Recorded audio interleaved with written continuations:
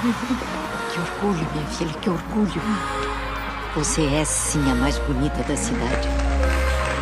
E, pelo visto, além do título de rainha, conquistou o melhor partido da cidade, da região. Rafael não tirou os olhos de você durante o desfile, percebeu? Ele sempre gostou de mim. Eu sempre soube.